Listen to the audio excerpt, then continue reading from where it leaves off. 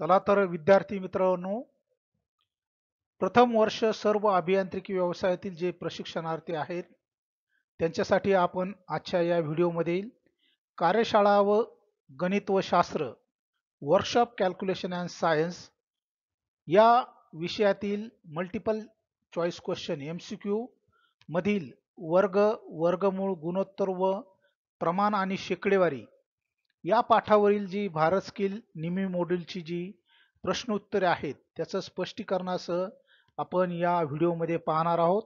मी Sasane JS आपणासाठी हा video घेऊन आलेलो आहे. MCQ वर्ग, वर्गमूळ, गुणोत्तर, प्रमाण आणि शेकडेवारी प्रश्न क्रमांक 13 ही जी सर्व सिरीज घेतलेली आहे ही भारत स्किल वरील निमी मॉड्यूलची जी कार्यशाळा गणित व शास्त्र या विषयाचे जी प्रश्न आहेत ज्याची उत्तराचं स्पष्टीकरण यामध्ये आपण दिलेलं आहे. उत्तराचं स्पष्टीकरण देण्यासाठी आपण या व्हिडिओमध्ये किंवा या पॉवर पॉइंट प्रेझेंटेशनमध्ये जास्तीत जास्त प्रकारचे जे कॅल्क्युलेटर्स आहेत त्या कॅल्क्युलेटरद्वारे आपण जी उत्तर आहेत ती पडताळणी करण्याचा प्रयत्न केलेला आहे. याची प्रशिक्षणार्थ्यांनी नोंद घ्यायची आहे. 13वा प्रश्न, what is the length of each part of a copper wire 225 metre long is cut into 900 equal parts. 225 metre लांबी तांब्याची तार 900 समान भागामध्ये कापली तर प्रत्येक भागाची लांबी किती आहे? पर्याय दिलेले आहेत. ए 0.23, बी 0.25, सी 0.28, डी 0.29. आपलं जे योग्य उत्तर आहे याच्यातील बी पर्याय 0.25 मीटर हा पर्याय बरोबर आहे. या ठिकाणी आपल्याला जे याचं स्पष्टीकरण या पद्धतीने करता येईल. 225 मीटर लांबीची आपल्याला एक तार दिलेली आहे आणि तिचे 900 भाग केलेले आहेत. म्हणजे 225 भागिले 900 हा भागाकार केला असता आपल्याला जे उत्तर मिळतंय 0.25. म्हणून या प्रश्नाचं जे योग्य पर्याय आहे तो 0.25 मीटर, बी पर्याय हा बरोबर आहे. पुढील प्रश्न आहे, what is the square root of 529, 529 चे वर्गमूळ काढा. या ठिकाणी स्क्वेअर रूट कॅल्क्युलेटरचा आपण वापर केलेला आहे. वर्गमुळात 529 टाकल्यानंतर आपल्याला या ठिकाणी दिसून येतं की वर्गमुळात 2 वर्गमुळात 529 तर आपल्याला 23 गुणिले 23 हे केला असता तो जो गुणाकार येतो तो 23 529 असा येतो. थोडक्यात वर्ग म्हणजेच एका संख्येचा 2 वेळेस गुणाकार आपण असं वर्ग समजतो. म्हणजे या ठिकाणी आपल्याला 23 हे याचा आपल्याला उत्तर मिळालेलं आहे. 529चा वर्गमूळ बी हे उत्तर आपल्याला या ठिकाणी मिळालेलं आहे. पुढील प्रश्न आहे, what is the square root of 0.017, 0.017 चे वर्गमूळ काढा. त्याच पद्धतीने आपण इथं स्क्वेअर रूट कॅल्क्युलेटरचा वापर केलेला आहे. x वर्गमुळात 0.017 तर आपल्याला 2 वर्गमुळात 0.017 केला असता कॅल्क्युलेटरच्या सहाय्याने आपल्याला जी व्हॅल्यू मिळते ती 0.13, 0.38, 40, 48 इतके मिळते. आपल्याला पर्यायामध्ये बी पर्यायामध्ये 0.13 ही या ठिकाणी या प्रश्नाचं पर्याय हा बी हा बरोबर आहे. पुढील प्रश्न आहे, what is the definition of ratio, गुणोत्तराची व्याख्या काय आहेत? आपल्याला 4 पर्याय या ठिकाणी दिलेले आहे. 2 एकाच प्रकारच्या राशीमधील संबंध, 2 वेगवेगळ्या प्रकारच्या राशीमधील संबंध, इक्वॅलिटी बिटवीन 2 रेशोज 2 गुणोत्तरामध्ये समानता, इनइक्वॅलिटी बिटवीन 2 रेशोज 2 गुणोत्तरामधील असमानता. आपण जर निमीचं जे बुक आहे त्याच्यामध्ये फर्स्ट इयरच्या बुकमध्ये जर आपण रेशोची व्याख्या बघितली तर आपल्याला it is the relation between 2 similar quantities of the same kind and is express as fraction. म्हणजे या ठिकाणी रिलेशन बिटवीन 2 क्वांटिटीज हे जे ए पर्याय जो आहे हा ए पर्यायाचं उत्तर आपलं इथं मॅच होत आहे. म्हणजे या प्रश्नाचं उत्तर हा ए पर्याय आहे हे आपण इथं स्पष्ट केलेलं आहे. पुढील प्रश्न आहे, what is the ratio of 4 kg to 800, 4 kilogram ते 800 ग्रॅम याचं गुणोत्तर काढा. यात 4 kg चे रूपांतर 400 ग्राम केले म्हणून नवीन गुणोत्तर हे 400 ग्रॅम इज टू 800 ग्राम. त्याच जर आपण 800 ने भाग दिला तर आपल्याला संक्षिप्त रूप मिळतं 5:1 हे नवीन गुणोत्तर येईल. या ठिकाणी आपल्याला हे रेशो सॉल्व्हर जे कॅल्क्युलेटर उपलब्ध असतं त्याही ठिकाणी आपल्याला याचं उत्तर आपण स्पष्ट शोधलेलं आहे आणि हे या ठिकाणी स्पष्ट होतंय की हा जो प्रश्न आहे याचा ए पर्याय हे उत्तर आहे. ए 5:1 हे या प्रश्नाचं उत्तर आहे. पुढील प्रश्न आहे व्हॉट पर्सेंटेज ऑफ 80 इज 20? 80चे 20% हे किती आहेत? या ठिकाणी जर बघितलं आपल्याला पर्याय दिलेले आहेत. ए 0.8, बी 0.4, सी 0.25, डी 0.2. पर्सेंटेज कॅल्क्युलेटर केलं जर आपण तर या ठिकाणी आपल्याला लक्षात येत आहे 20/80 भागिले 100 या ठिकाणी आपण तसं कॅल्क्युलेशन केलेलं आहे. तर आपल्याला 20/80 गुणिले 100 तर पर्सेंटेज मध्ये त्याचं रूपांतर येतं 25%. ते डेसिमल फ्रॅक्शन मध्ये मिळतं आपल्याला 0.25. म्हणजेच या प्रश्नाचं जे उत्तर आहे सी पर्याय हा बरोबर आहे 0.25. पुढील प्रश्न आहे how much is 8% of 40 kg? 40 किलोग्रामचे 8% किती आहेत? 4 गुणिले 8 40 इंटू 8/100 जर आपण केलं या ठिकाणी पर्सेंटेज कॅल्क्युलेटर इथं आपण व्हॉट अबाउट पर्सेंटेज जर व्हॅल्यू टाकल्या तर आपल्याला जी किंमत आहे 3.2 या ठिकाणी आपण ते सोडवलेलं आहे.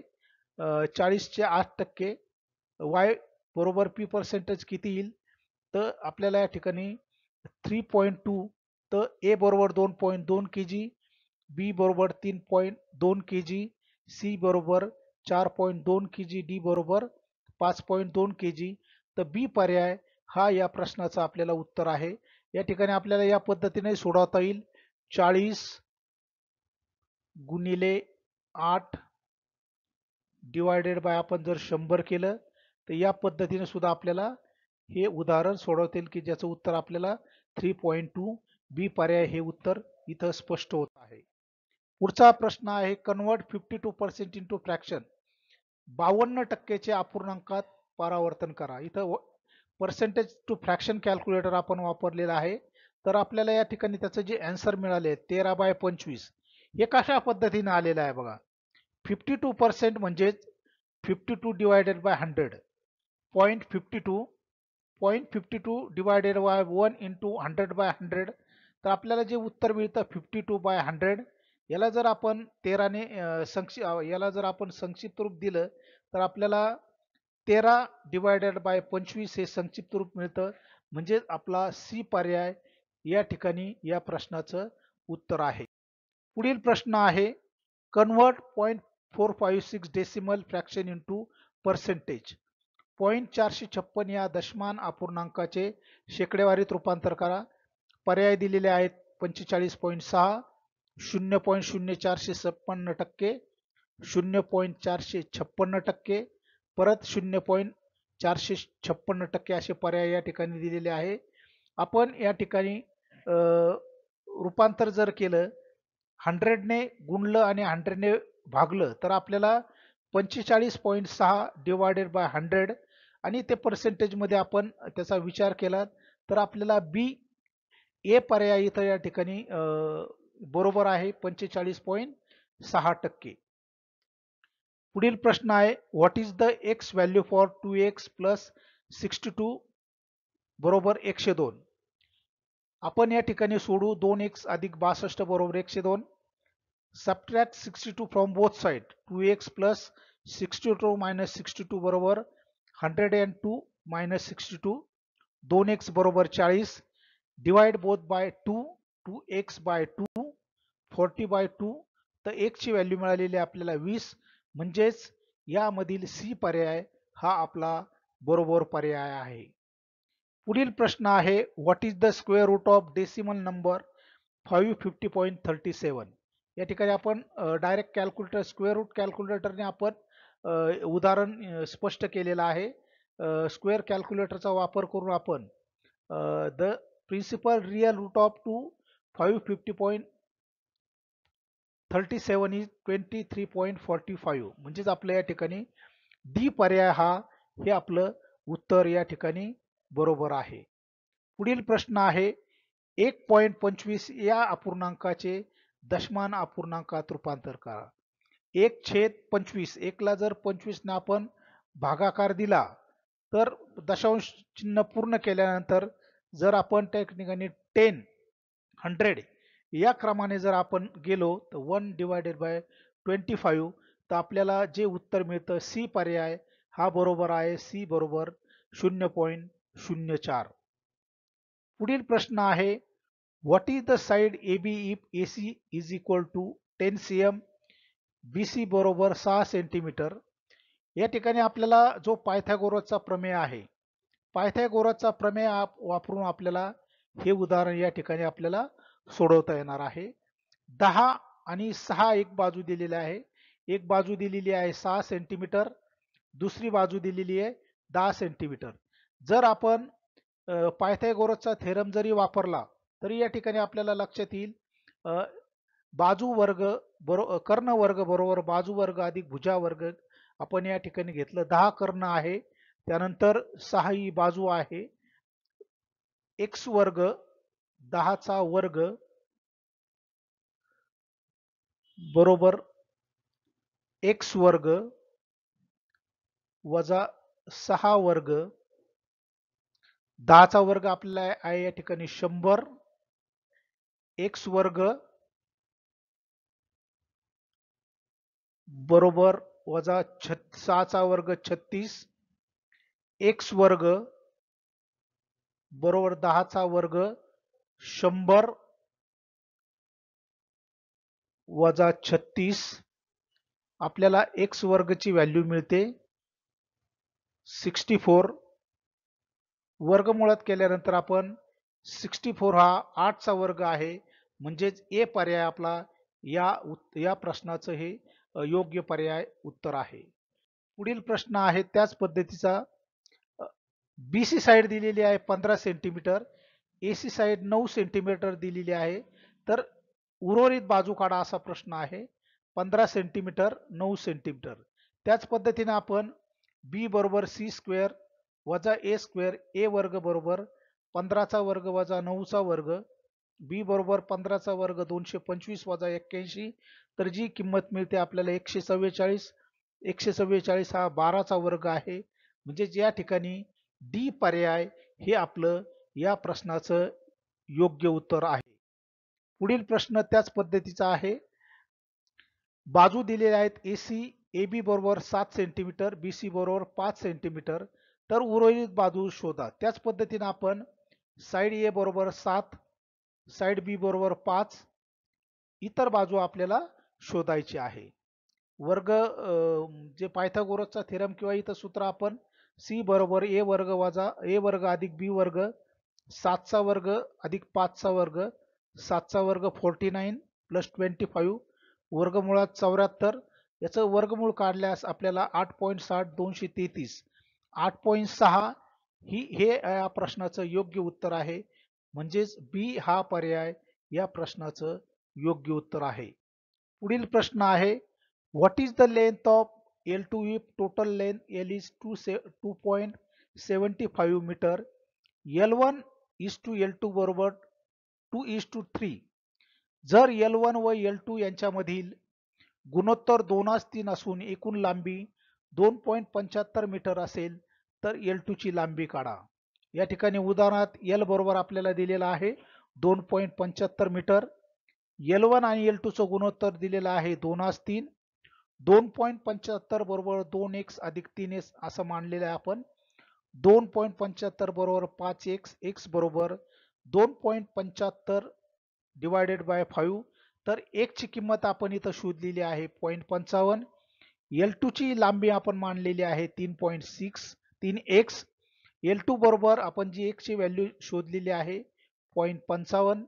तर L2 बरोबर आपल्याला किंमत मिळालेली आहे 1.65 मीटर, म्हणजे या प्रश्नाचा सी पर्याय 1.65 मीटर हे योग्य उत्तर आहे. पुढील प्रश्न आहे जर एक मेकॅनिक 8 मशीन 3 दिवसात जोडतो तर अशा 64 मशीन तयार करण्यासाठी त्याला किती दिवस लागतील. या ठिकाणी रेशो सॉल्व्हरचा आपण वापरलेला आहे. A:B बरोबर C:D. 8 A ची किंमत आहे, B ची किंमत आहे 3, C ची किंमत आहे 64, तर D ची किंमत आपल्याला या ठिकाणी शोधायची आहे. तर 8/3 8 बरोबर 64 एक्स आपण जरी केलं क्रॉस मल्टिप्लिकेशन केल्यानंतर आपण हे सोडवल्यानंतर आपल्याला एक्स ची किंमत इथं मी आपल्याला शॉर्ट मध्ये सांगत आहे. आपण इथं ऑलरेडी रेशो सॉल्व्हरने याचं योग्य उत्तर इथं शोधलेलं आहे. तर जे पर्याय दिलेले आहे 20 दिवस, 22 दिवस, 24 दिवस आणि 26 दिवस. तर आपण हे गुणोत्तर सोडवल्यानंतर आपल्याला हे प्रमाण सोडवल्यानंतर आपल्याला 24 दिवस हे उत्तर या ठिकाणी मिळालेलं आहे. 180 मिमी व्यासाचा गिअर 60 मिमी व्यासाच्या गिअरला जोडला आहे. जर मोठ्या गिअरचे फेरे 60 असतील तर लहान गिअरचे फेरे काढा, आरपीएम काढा असा प्रश्न आहे. ए ची किंमत आहे 60, बी ची 60, सी ची आहे 180. आपण क्रॉस मल्टिप्लिकेशन सिन्स इथं आपण 60/60 बरोबर 180/x, देन वी नो 60/60 बरोबर x/180. जे x ची किंमत आपल्याला शोधायची. ते सोडवल्यानंतर आपल्याला x बरोबर 180 इंटू 60/60, x बरोबर 180. तर आपल्याला जे नवीन गुणोत्तर या ठिकाणी मिळालेलं आहे 60 बरोबर 180 म्हणजेच या प्रश्नाचं जे आरपीएम आहे तर आपल्याला आरपीएमचं डी पर्याय हे योग्य उत्तर आपल्याला या ठिकाणी मिळालेलं आहे. पुढचा प्रश्न आहे what is the percentage of copper if the casting weight of copper 42.3 kg and tin weight 2.7 kg. एका कास्टिंग मध्ये तांब्याचे वजन 42.3 kg व कथिलाचे वजन 2.7 kg आहे तर कास्टिंग मधील तांब्याचे प्रमाण काढा. या ठिकाणी पर्सेंटेज जे कॅल्क्युलेटर आहे ते आपण इथं वापरलेलं आहे.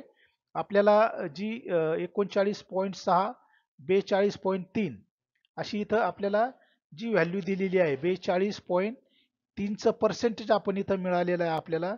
तर हे पर्सेंटेज कॅल्क्युलेट केल्यानंतर आपल्याला जी व्हॅल्यू मिळालेली बघा सॉल्विंग इक्वेशन x बरोबर y पाय p% 39.6/42.3 converting percent to decimal 42.3 divided by 100 0.423 x बरोबर 39.6 डिवाइडेड बाय 0.423. तर x ची व्हॅल्यू मिळालेली आपल्याला 93.617. ही जवळपास किंमत त्याची 94च्या जवळपास आहे. म्हणजेच आपल्याला या प्रश्नाचं उत्तर बी पर्याय हे योग्य उत्तर या ठिकाणी आपल्याला मिळतं. पुढील प्रश्न आहे मोटरसायकलचा टायर 300 रुपयामध्ये विकला असता 25% नफा होतो तर खरेदी किंमत काढा.